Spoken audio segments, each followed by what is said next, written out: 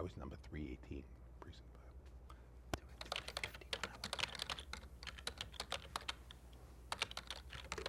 Yeah, if you get 2,500, that's for a town election. Out of 16 now.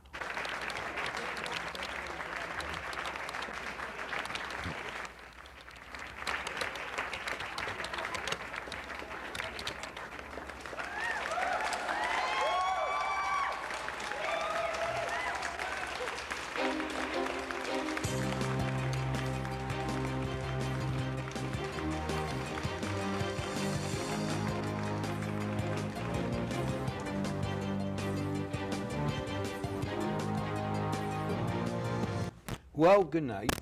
Glad everybody is here, because they're certainly not at the polling booth today.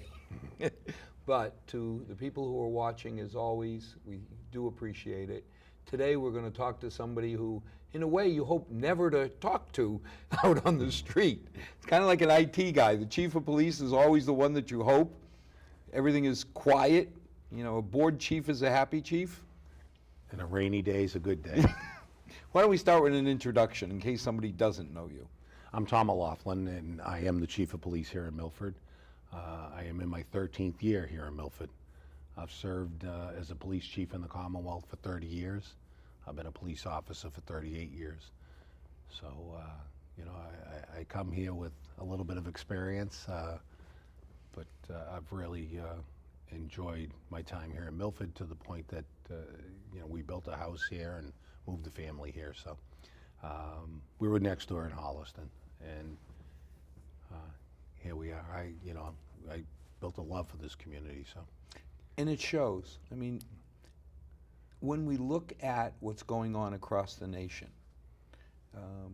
you see a lot of police forces that are not really in sync with their community for some reason. And I think back, we did have a demonstration in Milford about the police. yes, we did. You know, our neighbor, Peter and Claudia, set up a demonstration to show how much we appreciate the officers and what they do for us. I haven't seen too much of that in the national news. No, there's been a few locations. You know, Boston and West Roxbury, there was a similar demonstration. Town of Norwood here in Massachusetts. And there's been others, you know, not as many as you've seen the adverse protests. And I think some of that, if not most of that, is simply the relationship that we have with the community. They know we're open. They know that they can come and communicate with us, and we with them. We're here to serve this community. We're not here to, you know, we're not an army, you know, that's here to contain people. So it's, you know, the issue of people's, you know, constitutional rights has always been in the forefront for me in the time that I've been here, and I think it is projected not only through the services of the police department, but you know, our relationship with the fire department, who, you know, are partners in providing help, as well as EMS. I think it clearly shows the relationship that I have with former Fire Chief John Toohey and with his brother Bill Toohey, who's now the Fire Chief. I think it really translates down through the departments. Well, I mean, you can see it because you talk about your love of the town.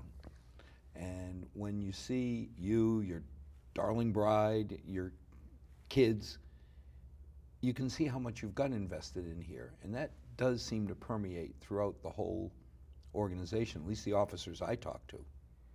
Yeah, there's no question they're committed, and they know my commitment to them individually as well. I have the utmost respect for the officers that work in this department, and on the personal level, they know I'll do anything I can to ever help them, whether it be an issue internally or an issue outside. You know, personally, if I can help them and their families, I'm happy to do it. Well, you can feel that, you know, the rumor that Tom really invests in his people. You can feel that coming out of the officers. Well, that's the goal. I mean, the goal is I've served as the outside chief, you know, in 4 departments. So there's a reason they bring someone in from outside, and that's generally a lack of confidence that at that moment that the issues that the community sees are going to be resolved internally. So I've rebuilt departments. This is one of them. I'm proud of where we are. That said, my obligation is to enhance the people that work there so that the town ends up at some point in time when I walk out the door, they end up with candidates from internally as well, that they have that confidence, that they have the skill set and the abilities to take command of the department so they can compete with others that may be interested in the position. So we invest a lot in training, this community does, in our police officers. We invest a lot in equipment. We make sure they have the best of equipment so that they can best serve the community. By way of example, Rob Tassino, you know, paramedic, took me 2 years to get him licensed. He's the only paramedic can work alone in Massachusetts. His cruiser has everything with the exception of the stretcher that you find on a paramedic ambulance. The drugs, all of the computers and machines to test people's hearts and test their conditions, he has it all there, and that's why he's a life-saving machine. He's been instrumental in bringing Narcan so we have it in every police car to help people that might overdose, and the officers have used it to save lives. Now, subjectively, 300 plus cities, towns in Massachusetts, how do you feel about the safety level in Milford? You know, I get to ask that question quite a bit. People will call and they're going to, you know, they're looking at buying a house and is my neighborhood safe? You know, there are departments that won't provide them the information. We're happy to. I'll take their street, their neighborhood, and I just black out the addresses, and then I black out anything that's personal, you know, domestic violence calls, calls related to medical situations, you know, of no concern to people. But I'm happy to provide people with that basic information, not just raw numbers. You know, statistics, oh, you had 3 break-in and entrance in your community last week. We give them that, but we actually show them on your street, here's 3 years. But how do you feel about Milford versus? You can go anywhere in this community. I wouldn't hesitate for a moment for my wife to walk down any street in this community at any hour of the day. I honestly, I have not an ounce of fear or concern that something untoward would happen. I'm glad to hear it, because when people have said that, where would I not walk in Milford? I mean, I've had people say streets to me, and I'm like, you're kidding me, you know? I would buy a house on that street. You know, in fact, the one street that was said to me, without naming it, there's 2 police officers live on the street. So it struck me as odd. And the odd part that struck me is it's people that are reacting to something that, a perception, but not facts. Because if you give them the facts, which I did, it doesn't hold up.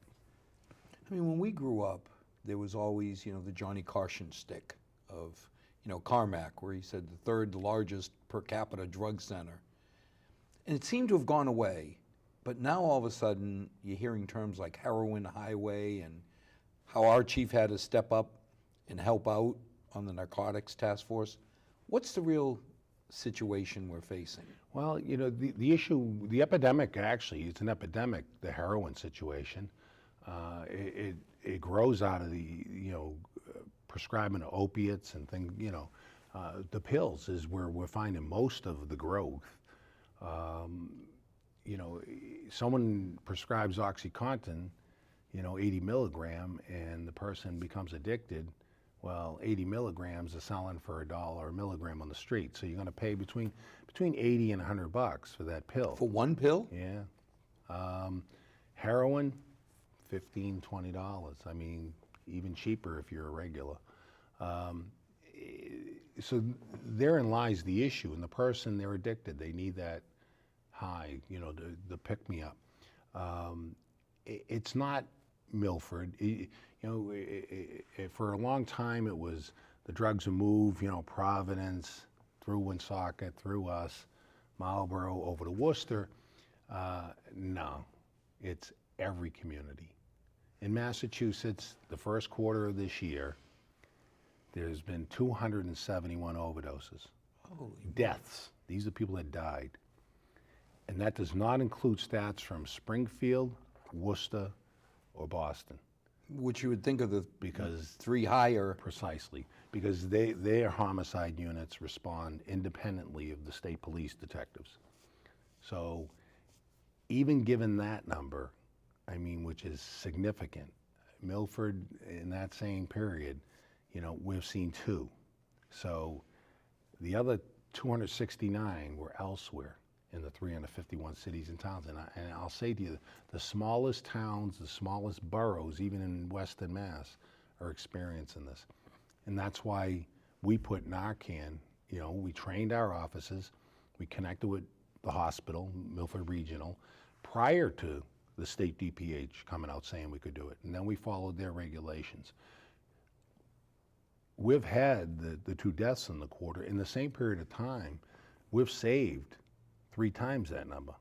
So without the Narcan available through police officers who are generally there first, firefighters have it and the paramedics have it, the numbers would be, as Joe Early said, the numbers would be multitude by 10.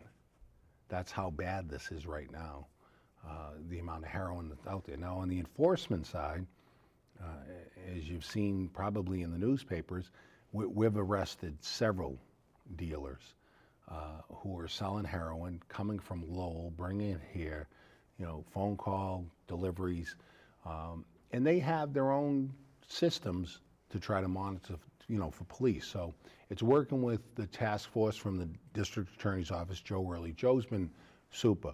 I mean, the district attorney's been absolutely awesome in his commitment to work with local cities and towns from the enforcement end, the education end, and the treatment end. So he's connected with Spectrum and others that provide those services in talking to the legislature, the need for treatment. It's supply and demand. But now, you're saying from Lowell, because I remember years ago, some of the gang problem or the trafficking problem was filtering from Framingham. And you worked with, if I remember right, the Framingham cops, because now all of a sudden, the people who snuck out of Framingham saying, hey, this guy Tom won't know who I am. He said, meet my friends who know you. Right, that was the one particular gang, and they were moving the gang leaders from the neighborhood that they, turned upside down because they didn't want to raise their own kids there. So they moved to Milford.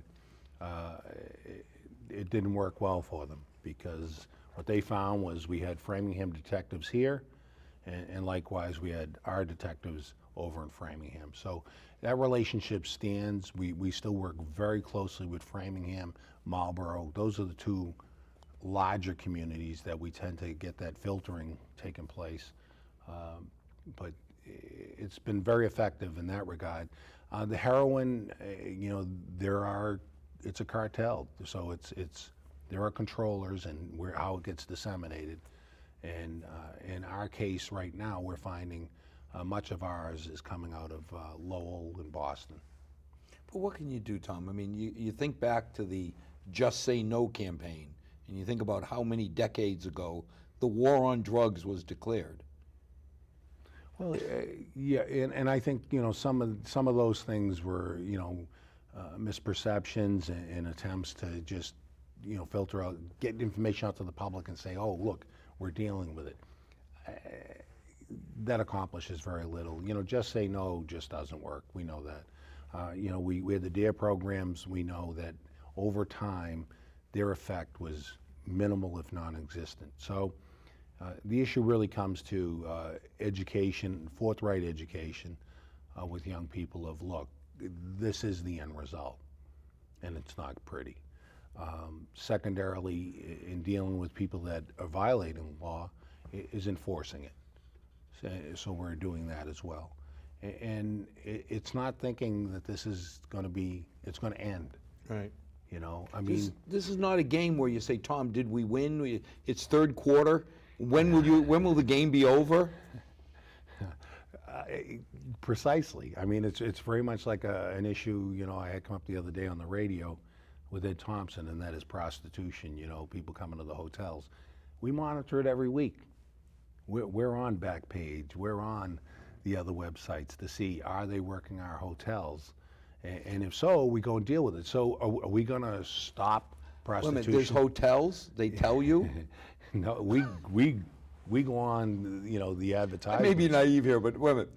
I'm going to be in Milford, come Yes. visit me? Yeah, call this number, yes. So, It just seems strange to me that, okay, I'm going to break the law, and I don't think the police are smart enough to look at, and I'll be there Thursday at 6 o'clock. right, that's technology. So we go but I mean, are we gonna stop it from occurring? No, the issue is, how do you impact on it so that it has less of an effect on the quality of life in this community? Are we gonna stop heroin from coming over the border, from Mexico? I don't think so. We can't stop people from coming over the border. Well, as I say, so- but wait a minute, as a police chief of Milford, it's like they talk about immigration. You don't have the power to deport them to Franklin or Bellingham, right? No, we have no authority over immigration. The local authorities, I mean, the Supreme Court's been very clear, that's a federal issue. We don't have the law enforcement. I don't enforce federal law. I have no authority to do it. No more than an FBI agent enforces state law. And I get people say, well, they enforce bank robberies because they insure the banks. Right. So, but they don't enforce a robbery at 7-Eleven. So there is a division. I mean, between federal, state and local government. There's not. We adhere to the same laws. I mean, we enforce town bylaws. Most town bylaws we build in that not just Milford officers, but any officer that has police authority in our community can enforce our bylaws. So, I would think the reason the Milford police are so effective is you haven't gone, like you say, and become an occupying force with the immigration issue. If you scare the immigrants to talking to you, isn't that counterproductive? it can be. I mean, what am I scaring them from or to? I mean, the fact remains is I don't have the authority to deal with the immigration issue. I do have the responsibility to deal with local issues. So if my victim is a U.S. citizen or a non-U.S. citizen, for me, They're still Milford residents. the fact is I have a victim. Right. As much as if my suspect is a U.S. citizen or a non-U.S. citizen, they're still my suspect in that particular offense.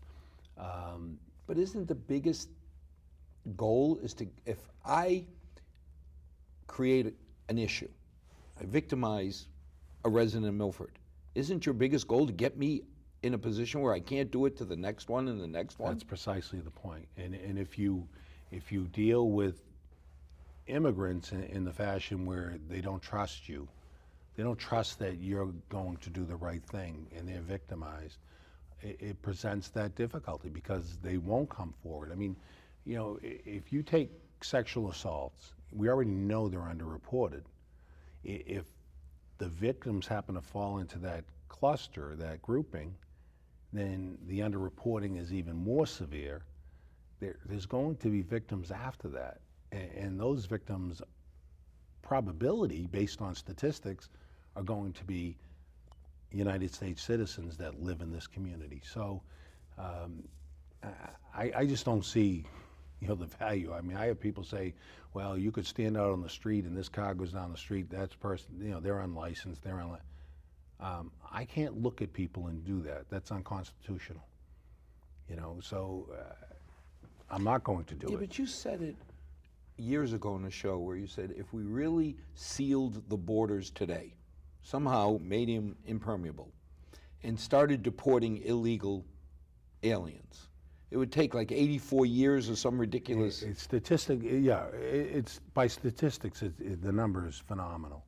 I mean, how do you, if you base on the number of deportations they do now against the number of illegals that are here, it'll be my great kids that'll probably be involved in helping.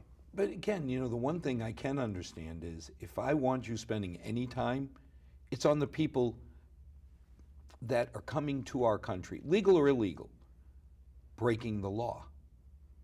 You know, if it's like somebody comes into your house, if they start destroying furniture, well, then you want them out. So I guess I don't really worry that much about people who come in, put their heads down, and work hard, follow the rules. Yes, they're illegal. They snuck in. But you have limited resources. I'd rather have you spending it. You're right, but it's also, I don't have the authority. It's not our responsibility. Even if you wanted to, you can't. So even if you wanted to, you're out of luck. So the issue that you face is, you know, why did I push for secure communities? Because, just what you got at, those who come here, who are going to bring harm to others, that's who they want to target. The federal government, who they have the responsibility, they have the authority. And that's the basis of secure communities. And there's a lot of information out there, how these innocent people were deported because of secure communities. It's nonsense. And the reason it's nonsense is the only way you can be deported under secure communities is you were arrested, Right. and your fingerprints were rolled. Because under secure communities, they check everyone's fingerprints. So if an American citizen is arrested, their fingerprints also get filtered through. They simply don't get flagged. But I mean, when you first described secure communities, you said that's an opt-in organization. I have to opt in by doing something that causes an officer to arrest me and fingerprint me, right? That's the only way through secure communities. Now, there's a number of other things they look at, and that's their responsibility. But secure communities, you have to have been arrested, charged, and fingerprinted.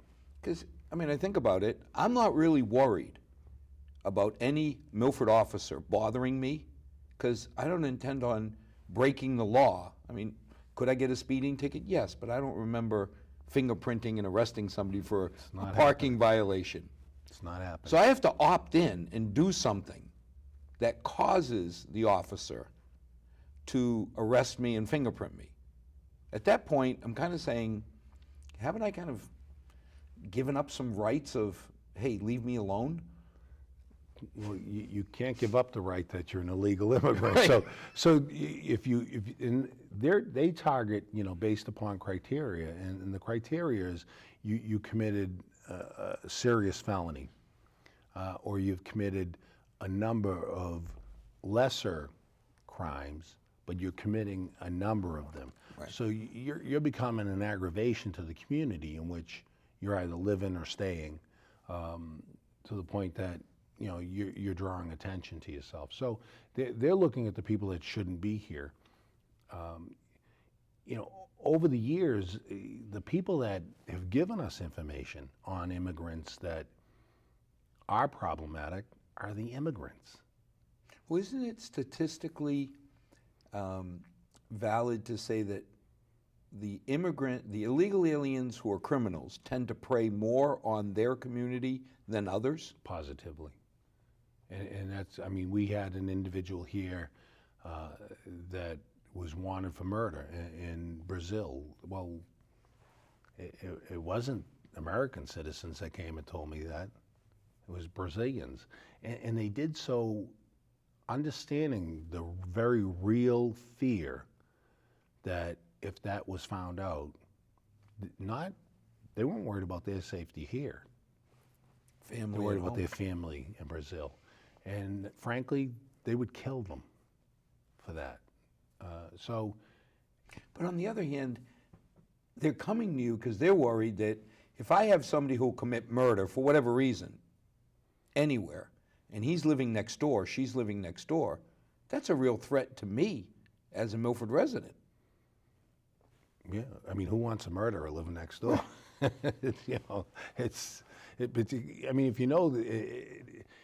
And these are individuals, they're ruthless, so the propensity is there, for future, incidents. And as you said, who are they going to prey upon? They're going to prey upon that community. If he's Brazilian, he's typically or she's going to go after Brazilians. Absolutely. Because that's who they're in most contact with, or Absolutely. Ecuadorians, and there'll be some spill out. but I can see where it's so important for you to maintain those open channels. I mean, you know, you see it, I'll get in trouble for not being politically correct, but the Portuguese picnic. It's really, you know, over the years, you've seen the way the officers work with the community keep the nonsense to a minimum. You know, I think that's critical.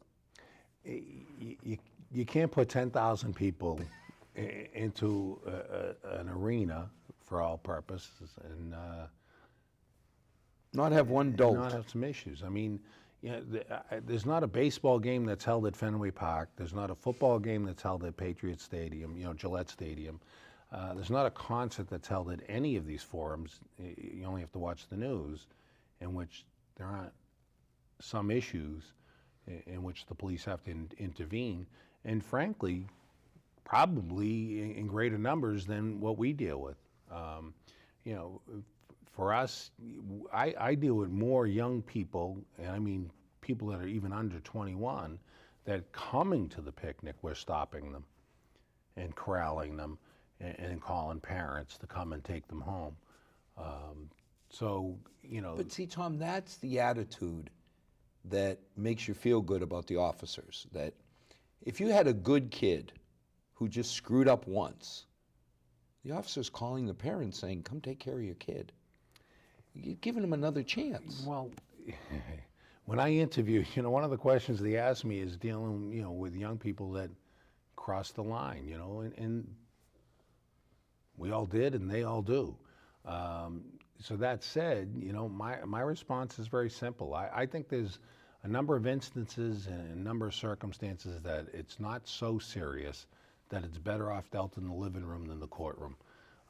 And I know our courthouse here, you know, you have Judge Calagione, who grew up here in this community.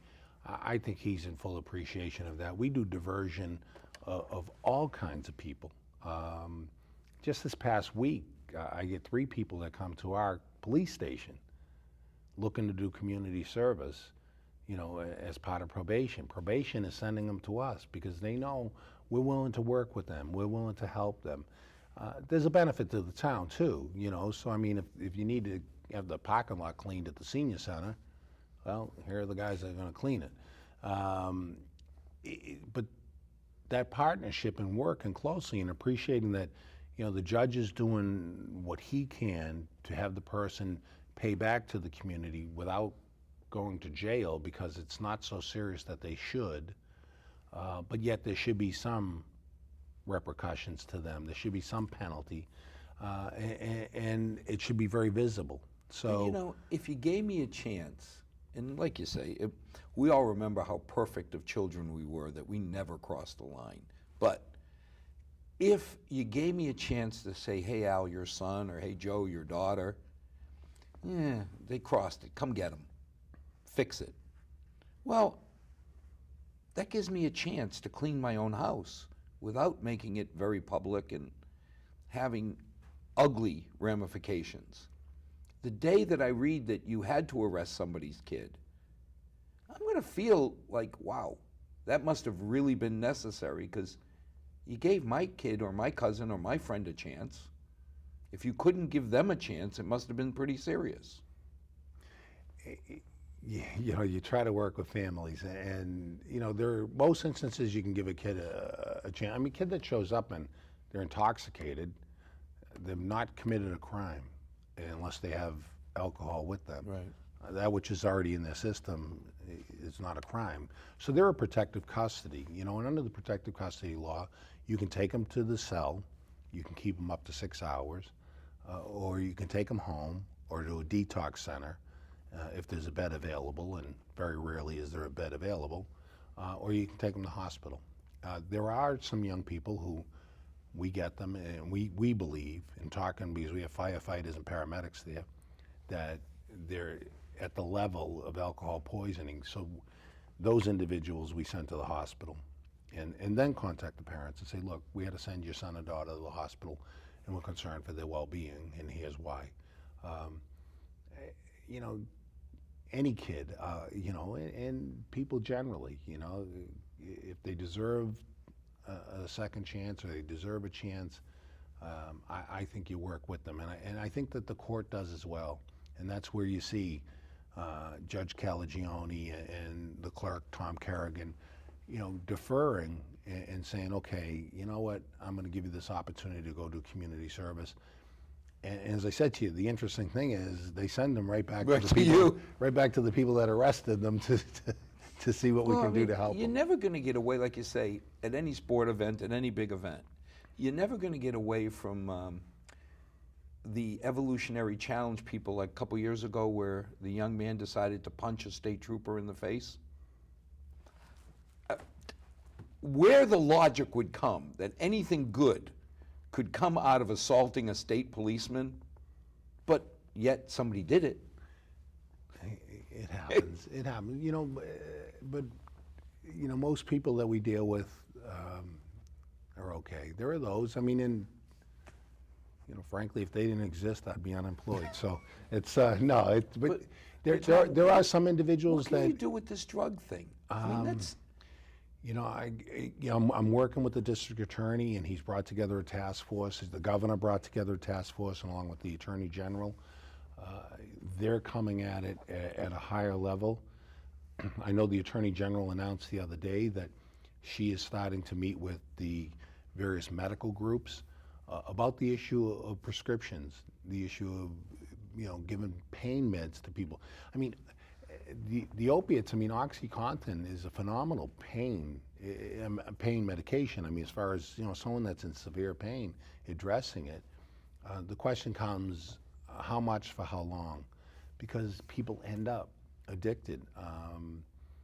I know a number of years back, and he was a state police officer, and a very bright guy, young guy, had the world ahead of him as far as his future. He was already assigned to detectives in Middlesex County, hurt his back outside the job, and became addicted to OxyContin. And he was robbing drugstores with his service weapon. He's in prison. I mean, there's his life from a back injury and a lack of management of his pain medications.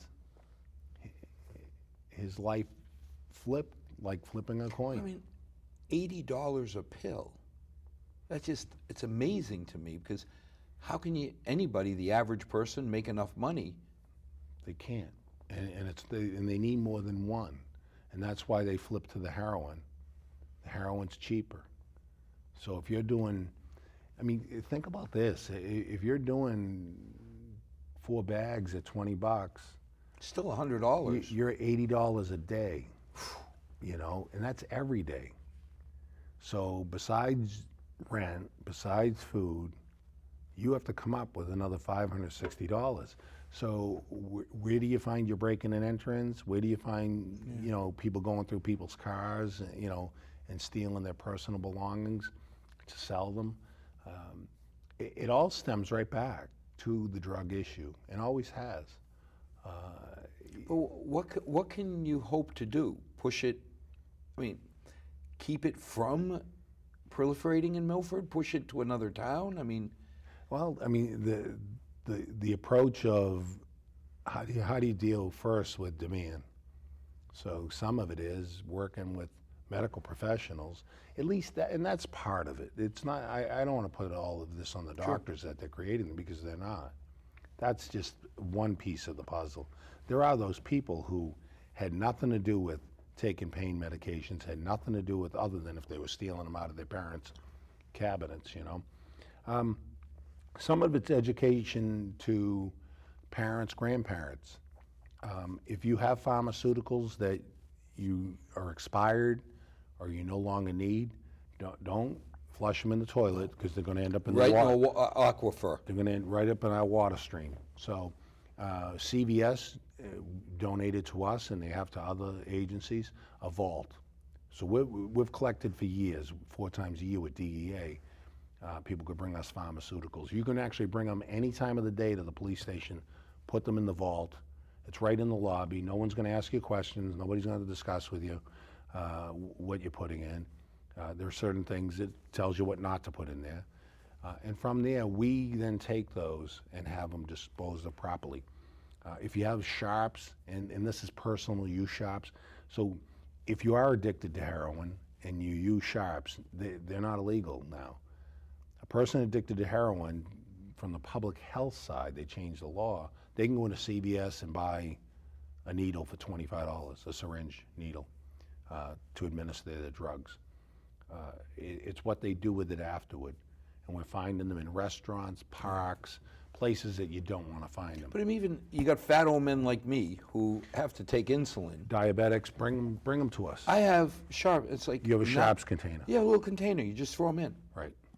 I mean, the alternative of making it difficult for fat old men like me is they get thrown in the regular trash. No, and the problem with that is the person that collects that trash, the person who may Could get stuck. right, who may deal with a piece of machinery that your trash bag happens to get jammed up in. Now they have to try to free it, and they could get stuck. And that's, it's always been a concern for us because, you go back before they legalized the syringes, the people that are addicted, they would keep the syringe because they were hard to come by. So they'd weave it into their sweater or stick it in their pocket, and now I come to pat them down and I get stuck. Bump. And, people say, oh, the big concern, AIDS is a concern. More of a concern is actually hepatitis. Hepatitis. It's more common, it spreads easy. So that's a concern for law enforcement officers and other public safety personnel. So even people that are addicted to drugs, do the right thing. If you have sharps, bring them to us. If you own the local tattoo parlor, don't bring us your sharps. They did. Commercially, we can't take that kind of volume. Our No, but if focus it's is part the of your individuals. business, I have a laboratory, and we minimize the use of sharps through blunt needles and all, but we have red containers and we have sharps containers. It's Right. part of the cost of doing business is we pay Stericycle to come and dispose of them. So from a commercial point of view, it's like having an oil change place. They can't just bring you the oil. Right. So we work closely with the, Milford Hospital, Milford Regional Medical Center. And on average, we'll have a sharps container a week. Oh. And they're helpful in disposing of them. We've been working with Republic, our trash collection company, and they're willing to take our sharps as well. So, if people have them, syringe here, syringe there, don't throw them in a park, leave them in a men's room at a fast food restaurant or a coffee shop. If you're walking past the police station, just walk in the lobby, put it in the sharps container. No one's going to ask Nobody's you any gonna- questions. No, because you're doing the right thing. Yeah. You're doing the right thing. Regardless, though, you don't want to chase the people away by intimidating them while they're. No, you're doing the right thing to make sure that people are safe. So, and that's why it's there. Likewise, prescription drugs, don't leave them in your house. You get young people going to rifle through, your medicine cabinet, or you think you hide them in a sock drawer. They know where to look. They're not naive. They pick right up on it. And that's where a lot of young people access for the first time, second time, third time, et cetera, those hard narcotics is from parents and grandparents. One of the issues always tugs on everybody's heartstrings is the schools. How safe are our schools for our kids? I think very, honestly. Every once in a while we'll have an issue come up. For the most part, I think John Tiernan and Joe Gresham do a phenomenal job in the schools, along with the detectives, if they need that support. They have a great relationship with every one of the administrators, to include, the superintendent, Dr. Bob Tremblay. I meet with Bob regularly to discuss every facet of safety and security in the schools. We've been in the forefront as far as security goes. You take a look, we were the first school, I could find no other in the country, that put police radios in the hands of school administrators. Yes. So they communicate directly to the police dispatcher. And not only that, they can actually communicate with each other on a separate frequency that we gave them. We're the first school that come up with the idea of in the classroom where you want them, if they are going to lock down, there's a red dot where they should go. It has the room number, it has the exterior door number, so even a substitute teacher knows, in a panic, here's where I am. Kind of like 911, it becomes built into the Can culture. let us know. Now, we've taken Smart 911, which we brought into Milford, and we're one of 2 communities that are now testing their new product, which is Panic Button. And Panic Button is an alert system that dials 911. It knows that Al Correa is the math teacher in room 104, because it creates a profile similar to Smart 911. Here are the kids that are in your class at that hour, and you have an emergency. And as soon as your 911 call comes in, it comes up, and it sends out a message then to me, the deputy chief, fire chief, deputy fire chief, the principal of that school, vice principals, the superintendent, that there is an emergency in your classroom or in the area of your classroom. It knows you're on campus. And from there, the dispatchers then have a set of messages they can instantly send out as a text to tell us what's going on. So we can figure out what we have to deploy before they ever speak a word. So just a great system. We talked about putting panic buttons, that connect to the alarm system, and you put them under this desk and that desk. Now we can put them at everybody's smartphone. If they're away from the campus, it recognizes that they are, and it just goes through as a regular 911 call. So some innovative things. We're going to do active shooter training again. We train every single member of the school staff, from custodians, cafeteria workers, Now explain secretaries. active shooter, because people have heard that and said, you're training people to shoot? No, active shooter is we train them to react, that if someone is there to bring harm to them or the children, here are some of the ways you should react. Now, this is one that we've done for years, which is lockdown. So you lock down. Well, how do you lock down? Right. We told them that for years, and we just never told them, here's how you secure this room. And I think the key is you're teaching them so it becomes Pavlovian. During an emergency, you don't want them trying to figure out what's the best way to lock down my class. Right. The other reaction is flight. You might want to get out. You don't want to be sitting in an open library, an open cafeteria. I mean, there's been too many tragedies. They climbed under the table and the shooter just came along and wipes them out. And then if you do lock down, you may end up having to fight. So if you look in the average office, the average classroom, what would you use here to defend yourself? You have a flagpole, take the flag off. I mean, now you have a stanchion. I mean, there's a number of different things in the room, a fire extinguisher. You can spray it at them, you can hit them with it. So it's just what you said. I mean, when we train police officers, why do we, police officers, we have to do active shooter once a year, which we will in April vacation. We take over a school. And we've enhanced that too. We use honor students and other students that are interested, high school kids, and they're our victims, and they come in. And then from there, the officers enter, and we show them how to enter. If you're the first one there, you have to go in. You have to do your job. How to do it with 1s, 2s, 3s, 4s. 4 is great.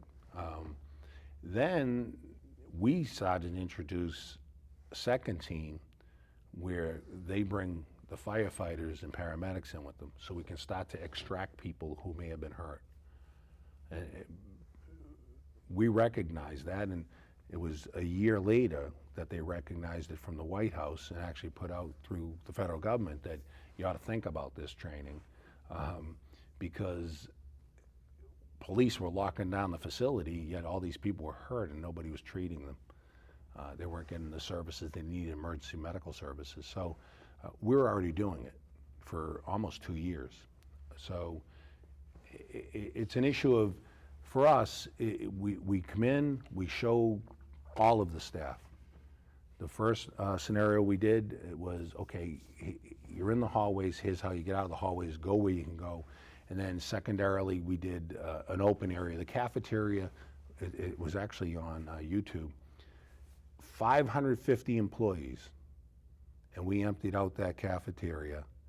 I think it was 3 minutes and 40 seconds. Empty. Wow. So they either fled or they get into the kitchen, locked it down, secured the doors. We couldn't get in the doors to, the officers that we had working it. So, and then it's an issue of putting some resources in. And I'll say, Dr. Bob Tremblay's been awesome. I mean, he's in the forefront. He's awesome to work with. How big is the Milford Police Force? We have 45 sworn officers. Now, I was waiting for you to say not big enough, but okay. No, actually, it's based on population and the number of civilian employees. So we have 9 civilian dispatchers. So you're at 54. The ratio is generally 2 per 1,000 people, across the country. So 28,000, we're right about there. So yeah, 56. We're at 54. We're there. And working with the finance committee and the board of selectmen town meeting, I did lose some positions back in 2003, 2004. We then took a look a couple years later when things were financially better, and the question comes: do you increase the number of dispatches? And put police officers out on the street and firefighters out on fire apparatus, and that's the way we went. We train our dispatches to the optimum. I mean, when you're dealing with someone on that phone, they're not just answering a phone. Now that's how people look and they say dispatchers. Well, that's a fancy operator, right? One ringy dingy, 2 ringy dingies. Nah, far from it. Before we have a dispatcher that will actually work, so we have 2 on duty all the time, but before they actually work on their own, essentially, we invest 280 hours into them. So it's... I mean, these people can make the difference in somebody's life, right? They've saved lives over the phone. They've walked people through CPR. They've walked people through how to stop bleeding. They've walked people to get them out of homes that were on fire. Don't worry about the fish. I mean, you have to get out. So, and they've made a huge difference with us as well, because some of our training is we have them ride in police cars, so they understand when I'm running that plate, I'm behind a car that's going 40 miles an hour, and it's going. So you have to give me my information. We work with the fire department, so we have them work with, they know what's on each truck. So when he's asking for a particular piece of equipment, they have already coming through their head, oh, that's what he's looking for, the jaws of life, etc. The fire department, police department, we invest a lot of time in them, because not only the public are beneficiaries of their services, we are as well. And we know that. I mean, there are occasions where they make us look good because we're able to get things done because they're already anticipating our next move. So, I mean, realistically, putting them in the police car or, calling 2E Rev 2 saying, I want to put them on a fire truck. This not only protects residents, but it also protects the officer or the firefighter, because they'll make better informed decisions. Sure, it gives them a greater appreciation of exactly what we're confronted with, whether it be police or fire or EMS. So if they have that appreciation, they're already anticipating some things, So there's times they put things in motion, and you're asking for it, and I already took care of it. I remember one time, midnight, coming home from a hockey game, I went a little fast. I was doing 42 and a 30 and got pulled over. And the police officer comes up to me, and I'm scared to death right now because I'm saying, I know what he's going to ask me for. And I got my hockey bag on top of my glove compartment. So, you got to look at the officer and say, I'm not trying to be flippant, but how do I get to that glove compartment with this big bag on it? And you're thinking, this guy doesn't know if did I rob a bank? Am I an axe murderer? So I would imagine he really wants to know about my plate before he approaches my car, and he can't just wait 10 or 15 minutes to do it. Yeah, and the odds are pretty good that he won't know about the plate when he approaches the car, and that's why there's a little bit of nervousness sometimes. But if I'm behind the vehicle, right, and the dispatchers, they do a great job. They really do. I can name instance after instance in which they've made a difference in literally saving people's lives. So, you know, I on that point, you know, I mentioned Smart 911. I would encourage people to go to, you know, smart911.com. Create a profile for your family. You can enter information, whether it be medical information that would be important to paramedics and the EMTs. There are homes that we find, I know there was one gentleman on Purchase Street. His home faced Purchase Street, so it was numbered Purchase Street, but his driveway was on a side street, so you would drive right by because his mailbox is on the side street. So you're not going to catch the number. So he took pictures of the intersection and put them up on a Smart 911 profile and said, this is where my house is. So after that, you know, we respond to an emergency. They knew. They told them it's on the corner of this street, you know, Purchase Street and the side street. So you can post any kind of information up there that you believe would be beneficial. You But know. it's safe information too, Oh though, yeah, right? and it's not resident with us. So we don't. The only time we ever receive it, from a cloud, is when you dial 911. As soon as your call is done, we're done with that call and close it out. It evaporates from us, so we don't have it. But if you have, you know, a child with special needs or an elder, you know, My 91-year-old mother, if something happened to me, I would feel comfortable or more comfortable that the policeman or, you know, the firefighter that shows up knows that up there on that floor is there's a good chance there's a 91-year-old lady. If I'm knocked out and I can't tell you, I don't want you searching the house. And it's, you know, I mean, we have some residents who, you know, here's where the hide key is, so we can get in and help them, so we don't break a window or a door to get in and help them. But medical conditions as well. If you have special conditions such as you need electricity, you know, for particular medical machinery, you can put that on there, and then you can also check off that you want to be part of Smart Prepare. And just check the box. And what that does is, in those occasions when we have a very large snowstorm, a blizzard, or other hurricane condition, we can pull up that information. We know that you have a need for electricity. So we're not going to wait for you to call us. We're going to get in touch with you. If we have to come by and knock on the door, you know, do we have to relocate you for your own well-being and help you out? You know, so there's a number of features to this program that make a difference, and it's free. It costs you nothing. I pay for it. So now, I've got to put you on the spot. The legendary budgeting of Yes. Thomas O'Laughlin of coming in within $122. I mean, last year it was January, $120,000 short. And yet, come the end of June, somehow you make up everything to come in within $120. How's it look, Chief? Actually, I'm on budget today. You know, it takes many prayers. You know, you start out, and I monitor the budget every week, you know, up to a point, and now I'm into the point where I'll start to, you know, April, May, June, where literally every day I look at where are we, and it's by percentage of days. So we do it two ways. I do percentage of days based on their value, and do I believe I have the funds? The other approach is how many payroll weeks do I have left in days? How many more holidays?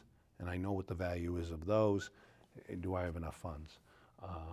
And then likewise, I'm working my way down through expenses. So it's an exercise that literally every day of the year, for the most part, we monitor, and you do run into anomalies, and some things are beyond my control. You get 2 or 3 officers that are out injured, and it forces me to use overtime. Or the literally dang boiler every day. decides. The building stuff, not as much, but but for instance, if I have one investigation that involves a death, and I mean such as a homicide. Homicide will cost me between $20,000 and $30,000, and that's in the initial 2 weeks. So it depends on how complicated the situation is, because we run investigators then, along with the state police, 24 hours a day. I mean, they're detectives, 24 hours a day. So you can hit cost centers that you don't hit all the time, and can really disrupt things. But it is an issue of chasing it, and you're right. There have been years where, I've come out of a $5 million plus budget at $140.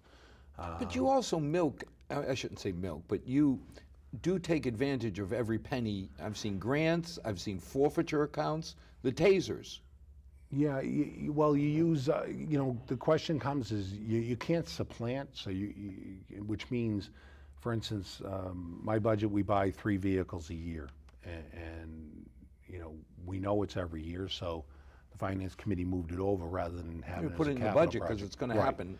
So the issue you face is, are there things that you should do and can do in utilizing other funds, whether they be grant funds, which we chase every grant we can, or forfeiture funds. So in this instance, the replacement of the tasers, I made the decision, rather than come back to town meeting and put it on the taxpayers, I decided to have our customers pay for the tasers. So money that we forfeited from people who committed crimes, I used that. So $65,000 to replace the tasers that the officers carry. Now, the tasers are invaluable. When I first went to them, they showed me studies that, in empirical studies that showed that it reduces injury to officers, it reduces injury to people that are being taken into custody, it reduces lawsuits, so your costs drop significantly. And the impact it has had, I mean, over 13 years that I've been in Milford, I've replaced officers, surgery rather, on knees, elbows, shoulders, significant sums of money the community has paid, because you can't buy insurance for us. Right. The law requires the town to pay for our medical services. As much as police officers and firefighters don't go out on workers' comp insurance, the town has to pay them their We deal with salary. that every year. Right. So for us, the savings are pretty significant. There's no question in my mind that in implementing the tasers to each officer, I've saved the community hundreds of thousands of dollars. Everything that the officers do, if you stopped at the first benefit, which is you reduce the injuries to our police force, that would be enough for me, right there. Well, you reduce injuries to suspects too, and if you don't have those injuries, you're less apt to have civil rights lawsuits. So, it all compounds, one thing onto the other. But you're right. I mean, I've seen an absolute reduction to the police officers. And I think, to close out tonight, the most important thing that the community has said is, we'll have one demonstration about our police force. And it was to say thank you. Thank you for everything that each officer does, not only putting their life on the line every day, but making it so that I can walk through any part of Milford and not worry. So from the 28,000 of us who don't say it enough, thank you. Thank you. And to our 6 loyal viewers, we are lucky. It is a phenomenal town that we live in, and a lot of it is due to the relationship that our officers have. I'm really serious when I say I'm really proud of the fact that we've had one demonstration, and that was to say thank you. So as always, thanks for watching. May God bless, and I feel confident tomorrow will be a safer day than today. So good night and thank you.